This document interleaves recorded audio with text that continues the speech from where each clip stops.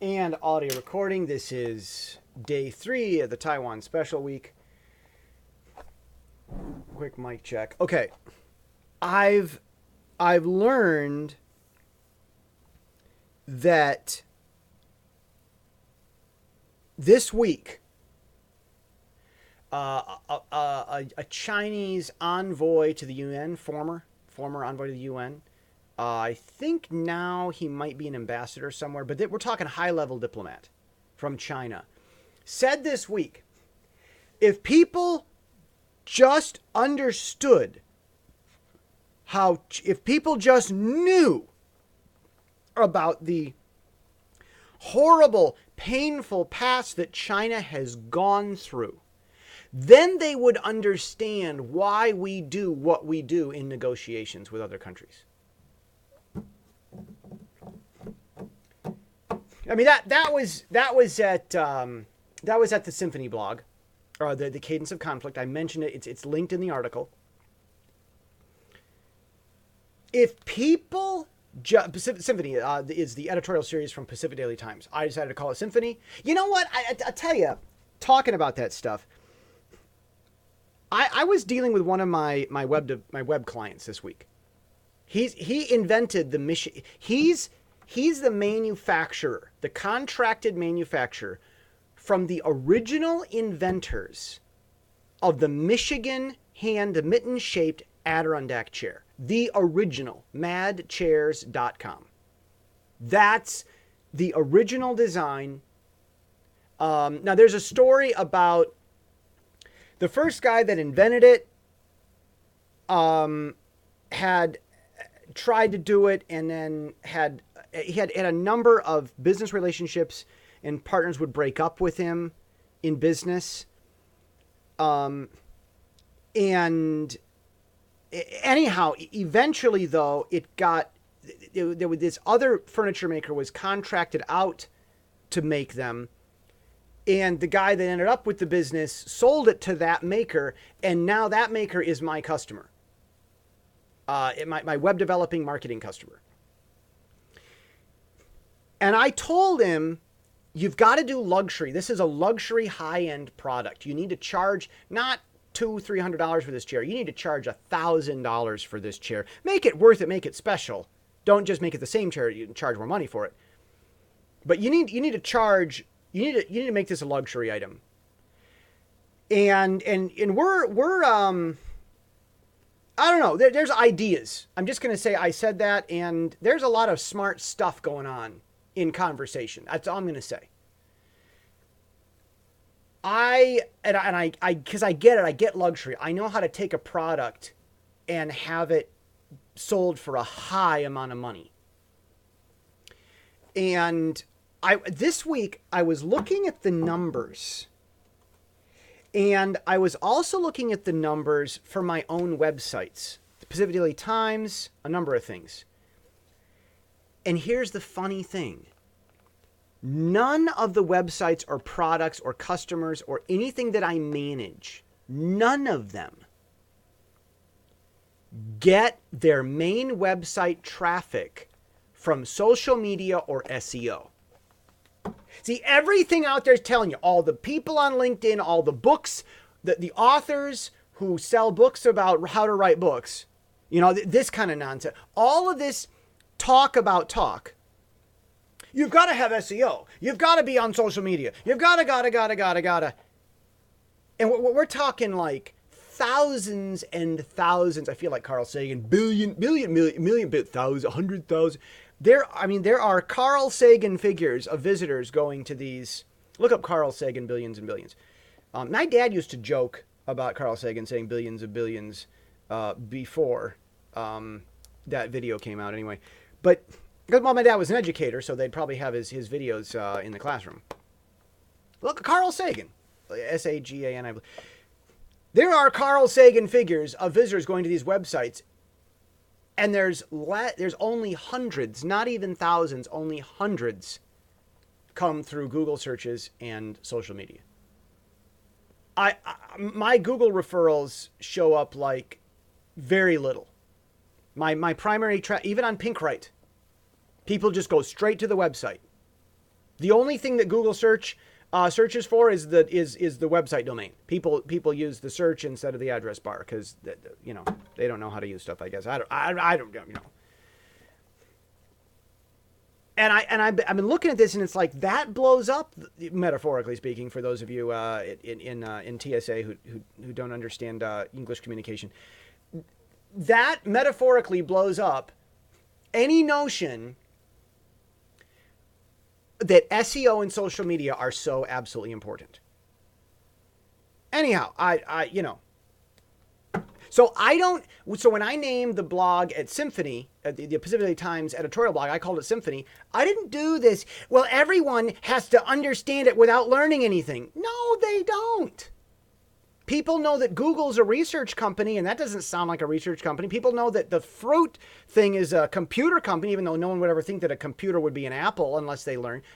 No, I don't. And besides, what SEO did people use to find out about Google in the first place?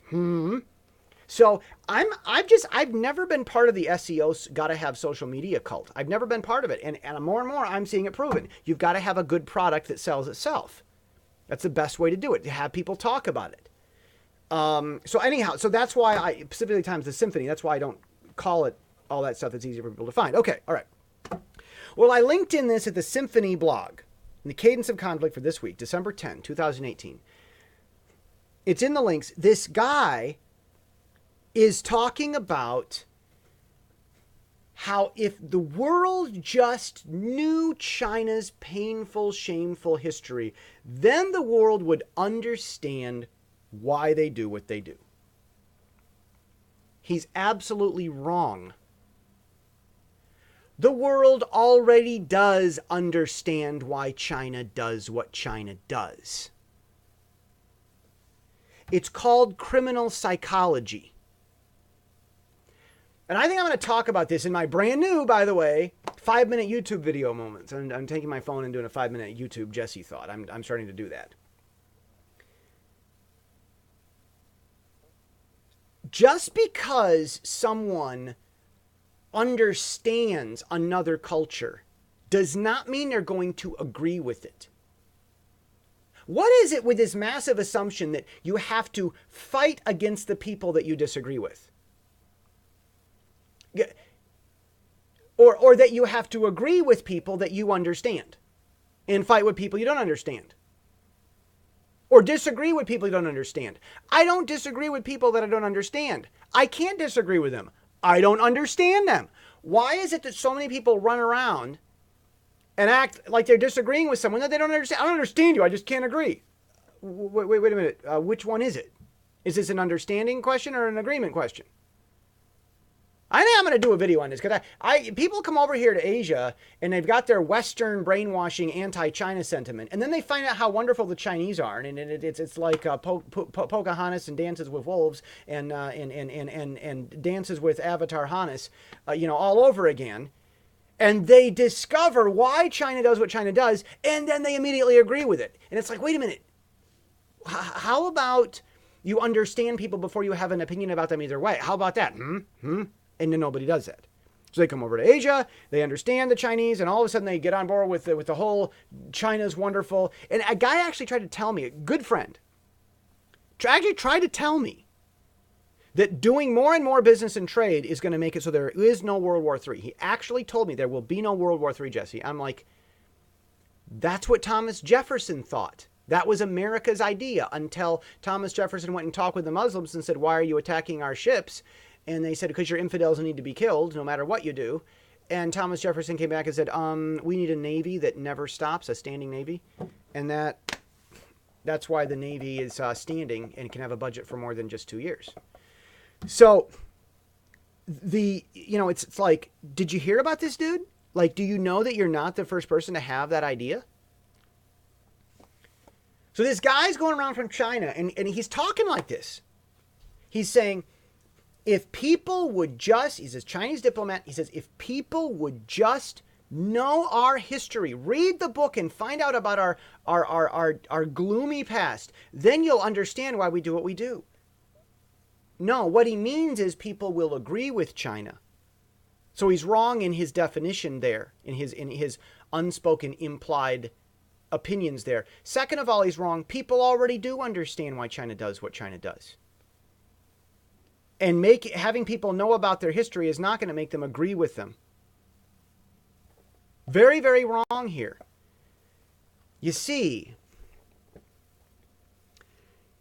it's the victim mindset that makes someone criminal. The burglar believes that he's justified in breaking into the rich man's house and stealing stuff because the rich man took it from him. He's Robin Hood, robbing the rich to feed the poor. Robin Hood was robbing money that belonged to King Richard from the evil Prince John, the guy that later burned the Magna Carta. Evil old John. Robin Hood was the only lawful one there. He was not an outlaw by the proper crown.